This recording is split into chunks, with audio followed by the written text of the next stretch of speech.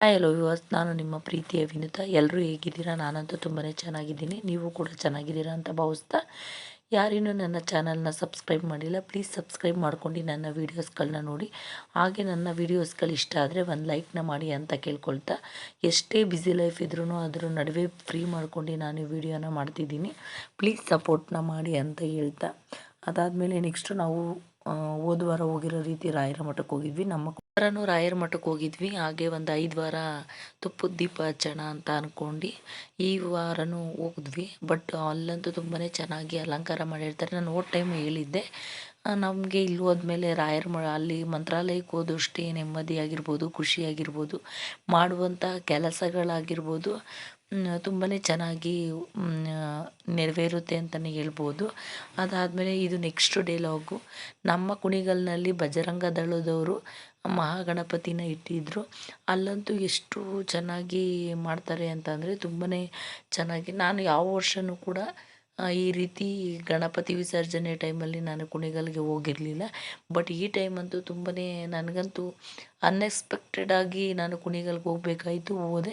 But ನನಗಂತೂ ಈಗ ಹೋದ್ಮೇಲಂತೂ ತುಂಬಾ ಖುಷಿ ಆಯಿತು. ಇಲ್ಲಿರೋ ಜನಗಳು ಸೇರಿರೋ ರೀತಿ ನೋಡಿದ್ರೆ ತುಂಬಾ ಖುಷಿ ಆಯಿತು. ಎಷ್ಟು ಜನಗಳಂದರೆ ಕರೆದ್ರೂ ಕೂಡ ಒಂದು ಫಂಕ್ಷನ್ಗಳಿಗೆ ಈ ರೀತಿ ಜನಗಳು ಸೇರಲ್ವೇನೋ.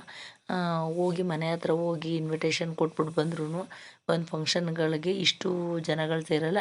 ಬಟ್ ಸ್ವಇಚ್ಛೆಯಿಂದ ಅವ್ರಿಗೂ ನಾವು ಹೋಗಬೇಕು ಅನ್ನೋ ಕುತೂಹಲದಿಂದ ಒಬ್ರಿಗಿನ್ನ ಒಬ್ಬರು ಬಂದಿರ್ತಾರೆ. ನೆಕ್ಸ್ಟ್ ಅದಾದಮೇಲೆ ಲೇಡೀಸ್ಗಳು ಡ್ಯಾನ್ಸ್ಗಳು ಮಾಡೋ ವೀಡಿಯೋಸ್ಗಳನ್ನ ನಾನು ತಗೊಳ್ಳಿಲ್ಲ. ಯಾಕೆ ಅಂತಂದರೆ ನಾವು ಫುಲ್ ಒಳಗಡೆ ಹೋಗೋಕ್ಕಾಗಲಿಲ್ಲ, ತುಂಬ ಜನ ಇತ್ತು. ಮತ್ತು ಗಡಿಬಿಡಿ ಕೂಡ, ಅದರೊಳಗಡೆ ಹೋದರೆ ನನ್ನ ಮಗಳು ಇದ್ದಿದ್ದ ಕಾರಣ ಸೇಫ್ಟಿ ಇಲ್ಲ ಅಂದ್ಬಿಟ್ಟು ನಾನು ಮುಂದಕ್ಕೆ ಹೋಗೋಕ್ಕಾಗಲಿಲ್ಲ. ಬಟ್ ತುಂಬ ಕ್ಲೌಡ್ ಇತ್ತು. ಇದು ಆಲ್ರೆಡಿ ನಾನು ವಿಡಿಯೋ ಮಾಡೋ ಅಷ್ಟರಲ್ಲಿ ಮುಂದೆ ಪಾಸಾಗಿದ್ದರು ಎಷ್ಟೊಂದು ಜನಗಳು. ಎಷ್ಟು ಅಂದರೆ ಲೈನ್ ಉದ್ದಕ್ಕೂ ಪ್ರತಿಯೊಂದು ಆ್ಯಕ್ಟಿವಿಟೀಸ್ ಮಾಡ್ಕೊಂಡು ಜನಗಳಂತೂ ತುಂಬಾ ಚೆನ್ನಾಗಿ ಎಂಜಾಯ್ ಮಾಡ್ತಿದ್ರು ಅಂತಲೇ ಹೇಳ್ಬೋದು. ಅದಾದಮೇಲೆ ಎಷ್ಟು ನಮ್ಮ ಕುಣಿಗಲ್ನಲ್ಲಿ ಈ ಥರ ಹಿಂದೂಗಳು ಮಹಾಗಣಪತಿ ಅಂತ ಮಾಡಿದ್ರೆ, ಬಟ್ಟು ನಾವು ಹಿಂದೂಗಳಾಗಿರೋದ್ರಿಂದ ನಮಗೆ ಡಬಲ್ ಖುಷಿ ಇರುತ್ತೆ. ಬಟ್ ಮನುಷ್ಯರು ಅಂತ ಅಂದಮೇಲೆ ಪ್ರತಿಯೊಂದು ದೇವರನ್ನು ಎಲ್ಲರೂ ಇಷ್ಟಪಡ್ತಾರೆ. ಅದು ಅದೇ ರೀತಿ ಎಲ್ರಿಗೂ ಖುಷಿ ಕೊಡುವಂಥದ್ದು ಇರ್ಬೋದು, ಮತ್ತು ನೋಡುವಂಥದ್ದು ಇರ್ಬೋದು. ಅದಾದಮೇಲೆ ನೆಕ್ಸ್ಟು ನಾನು ಮತ್ತು ಮನೆಯವರು ಹೊರಟ್ವಿ ಅಲ್ಲಿ ಕುಣಿಗಲ್ಲಿಂದ. ಅದಾದಮೇಲೆ ಸಂಜೆ 7:30ನೇ ಆಗಿಬಿಡ್ತು ನಾನು ಮನೆ ಬರೋ ಅಷ್ಟರಲ್ಲಿ.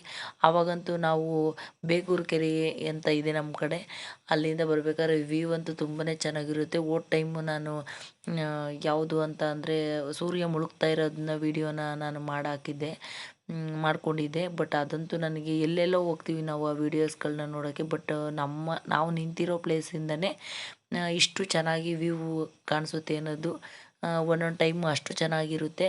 ಬಟ್ ನಾವು ಅದನ್ನೇ ಕೂಡ ಔಟ್ಸೈಡ್ ಹೋಗೂ ಕೂಡ ನೋಡ್ತೀವಿ. ಅದಾದಮೇಲೆ ಮನೆಗೆ ಬಂದೆ. ಸಿಂಪಲ್ಲಾಗಿ ಮಶ್ರೂಮ್ ಗ್ರೇವಿ ಮತ್ತು ಚಪಾತಿ ಮಾಡೋಣ ಅಂತ ರೆಡಿ ಮಾಡ್ಕೋತಿದ್ದೆ.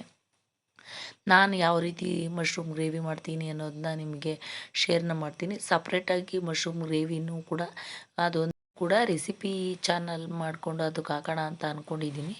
ನೆಕ್ಸ್ಟ್ ಅದಾದಮೇಲೆ ನಾನು ಈ ರೀತಿ 1-2 ಟೊಮೆಟೊ, ನಾವಿರೋದು 4 ಜನ ಆಗಿರೋದ್ರಿಂದ ಒಂದು 4 ಟೊಮೆಟೊ, 2 ಟೊಮೆಟೊ, ಅದಾದಮೇಲೆ 1 ಈರುಳ್ಳಿ ಮತ್ತು 1-2 ಗೋಡಂಬಿ, ಅದಾದಮೇಲೆ ಒಂದು 4-5 ಎಸಳು ಬೆಳ್ಳುಳ್ಳಿ, ಇಷ್ಟನ್ನು ಹಾಕ್ಕೊಂಡು ಸ್ವಲ್ಪ ಎಣ್ಣೆ ಹಾಕ್ಕೊಂಡು ಫ್ರೈನ ಮಾಡಿ ಸ್ವಲ್ಪ ಆರಕ್ಕೆ ಇಟ್ಕೋತೀನಿ.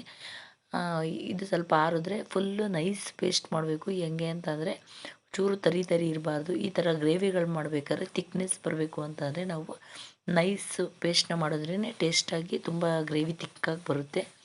ಅದಾದಮೇಲೆ ನೆಕ್ಸ್ಟು ನಾನು ಅದೇ ಪ್ಯಾನ್ಗೆ ಡೈರೆಕ್ಟಾಗಿ ಅದೇ ಪ್ಯಾನಲ್ಲಿ ಒಗ್ಗರಣೆ ಕೂಡ ಮಾಡಿಬಿಟ್ಟು ಅದೇ ಪ್ಯಾನಲ್ಲಿ ಕೂಡ ಗ್ರೇವಿನ ಮಾಡ್ಕೊಳ್ತೀನಿ. ಯಾಕೆ ಅಂತಂದರೆ 2 ಪಾತ್ರೆ 3 ಪಾತ್ರೆ ಮಾಡೋವಷ್ಟು ತೊಳೆಯೋಕ್ಕೆ ಎಸ್ಪೇಷನ್ಸ್ ಇರೋಲ್ಲ. ಯಾಕೆಂದರೆ ಬೇರೆ ಕೆಲಸ ಇರೋ ಕಾರಣ ನನಗೆ ಅಷ್ಟು ಟೈಮು ಕೂಡ ನನ್ನ ಹತ್ರ ಇಲ್ಲ. ಇವಾಗ ಮೇಕೋವರ್ ಕ್ಲಾಸ್ ಮುಗಿಸ್ಕೊಂಡು ಬಂದಮೇಲಂತೂ ಅಂಗಡಿನಲ್ಲಿ ಒಂದು ಏರ್ ಕಟ್ಗಾಗಿರ್ಬೋದು, ಒಂದು ಐಬ್ರೋಸ್ಗಾಗಿರ್ಬೋದು, ಮತ್ತು ಸಿಂಪಲ್ ಮೇಕಪ್ಗಳು ಅವಾಗವಾಗ ಬರ್ತಿರುತ್ತೆ. ಅದಾದಮೇಲೆ ಅದರಿಂದ ಬ್ಲೌಸ್ಗಳ ಆರ್ಡ್ರುಗಳೂ ತುಂಬ ಇದೆ. ಇವಾಗ ಪಿತೃಪಕ್ಷ ಹಬ್ಬ ಇರೋದ್ರಿಂದ ಬಟ್ಟೆಗಳು ಸೇಲ್ ಆಗ್ತಿರುತ್ತೆ, ಆ ಕಡೆನೂ ಕಾನ್ಸಂಟ್ರೇಷನ್ ಮಾಡಬೇಕು. ಮತ್ತು ಬ್ಲೌಸ್ಗಳು ಕೊಟ್ಟಿರ್ತಾರೆ ಅವರು, ಅದನ್ನು ಕೂಡ ಸ್ಟಿಚ್ ಮಾಡಬೇಕು. ಹಳ್ಳಿಗಳ ಕಡೆ ಈ ಏನಾದರೂ ಒಂದು ಹಬ್ಬ ಬಂತು ಅಂದರೆ ಪ್ರತಿಯೊಬ್ಬರೂ ಬ್ಲೌಸ್ಗಳನ್ನ ಸ್ಟಿಚ್ ಮಾಡಿ ಹಾಕ್ಕೋತಾರೆ. ಯಾಕೆ ಅಂತ ಅಂದರೆ ಅವರಿಗೆ ಪ್ರತಿಯೊಂದು ಹಬ್ಬಗಳಲ್ಲೂ ತುಂಬಾ ಖುಷಿ ಇರುತ್ತೆ ಅಂತಲೇ ಹೇಳ್ಬೋದು. ಅದಾದಮೇಲೆ ನೆಕ್ಸ್ಟ್ ಅದೇ ಪ್ಯಾನ್ಗೆ ಒಂದು ಈರುಳ್ಳಿನ ಕಟ್ ಮಾಡಿ ಹಾಕ್ಕೊಂಡು ಅದನ್ನು ಗೋಲ್ಡನ್ ಬ್ರೌನ್ ಬರೋವರೆಗೂ ಚೆನ್ನಾಗಿ ಇದು ಮಾಡಿ, ಅದು ನಾನು ರುಬ್ಬಿರ್ತಕ್ಕಂಥ ಮಸಾಲೆಯಲ್ಲಿ ಚಕ್ಕೆ ಮತ್ತು ಲವಂಗ ಕೂಡ ಆ್ಯಡ್ ಮಾಡಿದ್ದೀನಿ. ಅದನ್ನು ಹೇಳೋದನ್ನ ಮರೆತೆ ನಾನು. ಅದಾದಮೇಲೆ ನಾನು ಫುಲ್ಲು ಇದನ್ನು ಡಿಸ್ಕ್ರಿಪ್ಷನಲ್ಲಿ ಹಾಕಿರ್ತೀನಿ, ಯಾರಿಗಾದರೂ ಬೇಕಂದರೆ ಹೋಗಿ ಚೆಕ್ ಮಾಡ್ಕೊಳ್ಳಿ. ನೆಕ್ಸ್ಟ್ ಅದಾದಮೇಲೆ ನೀಟಾಗಿ ವಾಶ್ ಮಾಡಿರ್ತಕ್ಕಂಥ ಮಶ್ರೂಮ್ನ ಹಾಕ್ಕೊಂಡು ಅದರಲ್ಲೇ ಫ್ರೈನ ಮಾಡಿ, ನೆಕ್ಸ್ಟ್ ಅದಾದಮೇಲೆ ಅದು ಆರಕ್ಕಿಟ್ಟಿದ್ನಲ್ಲ ಅದನ್ನು ನೈಸ್ ಪೇಸ್ಟ್ ಮಾಡಿ, ಅದಕ್ಕೆ ಸ್ವಲ್ಪ ಕೊತ್ತಂಬರಿ ಆ್ಯಡ್ ಮಾಡಿ ನೈಸ್ನ ಪೇಸ್ಟ್ ಮಾಡಿ ಹಾಕಿದ್ರೆ ಗ್ರೇವಿ ತುಂಬಾ ತಿಕ್ಕಾಗಿ ತುಂಬಾ ಚೆನ್ನಾಗಿ ಬರುತ್ತೆ. ಅದಾದಮೇಲೆ ಏನಾದರೂ ಅಡುಗೆ ಮನೆಗೆ ಬಂದು ಕಿತಾಪತಿಗಳನ್ನ ಮಾಡ್ತಲೇ ಇರ್ತಾನೆ. ಅವನಂತೂ ಒಂದು ನಿಮಿಷ ಸುಮ್ಮನೆ ಕೂರೋದಾಗಲಿ ನಿಲ್ಲೋದಾಗಲಿ ಮಾಡಲ್ಲ. ಈ ಗಂಡು ಮಕ್ಳುಗಳು ಹೆಂಗೆ ಅಂತಂದರೆ ಅಮ್ಮಂದಿರು ಎಲ್ಲಿರ್ತಾರೋ ಅಲ್ಲಿ ಹಿಂದಿಂದನೇ ಓಡಾಡ್ತಿರ್ತಾರೆ ಅಂತಲೇ ಹೇಳ್ಬೋದು. ಅದಾದಮೇಲೆ ನಿಮ್ಮ ಮನೇಲೂ ಕೂಡ ಇದೇ ರೀತಿ ಗಂಡು ಮಕ್ಕಳ ಅನ್ನೋದನ್ನ ಕಮೆಂಟ್ ಮೂಲಕ ತಿಳಿಸಿ. ಅದಾದಮೇಲೆ ನಾನು ತೊಳೆದಿರ್ತಕ್ಕಂಥ ಮಶ್ರೂಮ್ನು ಹಾಕ್ಕೊಂಡು ಚೆನ್ನಾಗಿ ಫ್ರೈನ ಮಾಡಿ, ಸ್ವಲ್ಪ ನೀರು ಬಿಡುತ್ತೆ ಅದೆಲ್ಲ ಫುಲ್ ಡ್ರೈ ಆಗೋವರೆಗೂ ಮಾಡೋಕ್ಕಾಗಲ್ಲ. ಯಾಕೆ ಅಂತಂದರೆ ಮಶ್ರೂಮ್ ಫುಲ್ ಸಾಫ್ಟಾಗಿ ಹೋಗ್ಬಿಡುತ್ತೆ. ಸ್ವಲ್ಪ ಒಂದು 10 ಸೆಕೆಂಡು ಫ್ರೈನ ಮಾಡಿದ್ರೆ ಒಂದು ಅದಕ್ಕೆ ಬರುತ್ತೆ. ಅದಾದಮೇಲೆ ನಾವು ರುಬ್ಬಿರ್ತಕ್ಕಂಥ ಮಸಾಲೆನ ಹಾಕ್ಕೊಂಡು ಯಾವ ಅದಕ್ಕೆ ಬೇಕೋ ಆ ಅದಕ್ಕೆ ಗ್ರೇವಿನ ಮಾಡಿಕೊಂಡ್ರೆ ತುಂಬಾ ಟೇಸ್ಟಿಯಾಗಿರುವಂಥ ಮಶ್ರೂಮ್ ಗ್ರೇವಿ ರೆಡಿಯಾಗಿಬಿಡುತ್ತೆ. ನನಗಂತೂ ಇದು ತುಂಬ ಇಷ್ಟ. ಆವಾಗವಾಗ ಈ ರೀತಿ ಮಶ್ರೂಮ್ ಗ್ರೇವಿ ಆಗಿರ್ಬೋದು ಮತ್ತು ಪನ್ನೀರ್ ಗ್ರೇವಿ ಆಗಿರ್ಬೋದು ಈ ರೀತಿ ಮಾಡ್ತಿರ್ತೀನಿ. ಇದನ್ನೆಲ್ಲ ತಿನ್ನೋದ್ರಿಂದ ಸ್ವಲ್ಪ ದಿನಗಳ ಗ್ಯಾಪ್ನ ಕೊಡ್ತೀನಿ. ಯಾಕೆ ಅಂತ ಅಂದರೆ ಡೈಲಿ ಕಂಟಿನ್ಯೂಯಸ್ ಆಗಿ ಏನು ಮಾಡೋಕ್ಕೋಗಲ್ಲ. ಬಟ್ ಅಪರೂಪಕ್ಕೆ ಅಮ್ಮಮ್ಮನ 2 ವೀಕಲ್ಲಿ ಒಂದು ಸಲಿನಾದರೂ ಮಾಡಿರ್ತೀನಿ, ಇಲ್ಲ 1 ವೀಕು ಒಂದು ಸಲಿನಾದರೂ ಈ ರೀತಿ ಮಾಡ್ತೀನಿ. ಈ ರೀತಿ ಮಾಡೋದ್ರಿಂದ ಎಲ್ತಿಗೂ ಪ್ರತಿಯೊಂದು ತರಕಾರಿನೂ ತಿನ್ನಬೇಕಾಗಿರೋ ಕಾರಣ ಎಲ್ತಿಗೂ ಏನಾದರೂ ಬೆನಿಫಿಟ್ ಸಿಗುತ್ತೆ ಇದರಿಂದ ಅನ್ನೋ ಕಾರಣಕ್ಕೆ ನಾನು ಈ ರೀತಿ ಎಲ್ಲ ತರಕಾರಿಗಳನ್ನೂ ಟ್ರೈ ಮಾಡ್ತಿರ್ತೀನಿ. ಅದಾದಮೇಲೆ ಮಶ್ರೂಮ್ ಗ್ರೇವಿ ಅಂತೂ ತುಂಬಾ ಟೇಸ್ಟಿಯಾಗಿ, ನೋಡೋಕ್ಕೂ ಅಷ್ಟೇ ಅಟ್ರ್ಯಾಕ್ಟಿವ್ ಆಗಿ ಕಾಣಿಸ್ತಿತ್ತು. ನನಗೆ ಯಾವುದೇ ರೀತಿ ಅಡುಗೆಗಳಾಗಿದ್ರೂ ಬಟ್ ತಿನ್ನೋದಾಗ ಎಷ್ಟು ಖುಷಿಯಾಗುತ್ತೋ ಅದೇ ರೀತಿ ನೋಡಿದಾಗಲೂ ಅಷ್ಟೇ ಖುಷಿಯಾಗಬೇಕು. ಬಟ್ ನೋಡೋಕ್ಕೂ ಕೂಡ ಚೆನ್ನಾಗಿ ಕಂಡರೆ ನನಗೆ ಸ್ವಲ್ಪ ಖುಷಿ ಅಂತಲೇ ಅನ್ಬೋದು. ಒಂದು ತುತ್ತು ತಿನ್ನೋ ಜಾಗದಲ್ಲಿ 2 ತುತ್ತನ್ನ ತಿಂದಿರ್ತೀನಿ.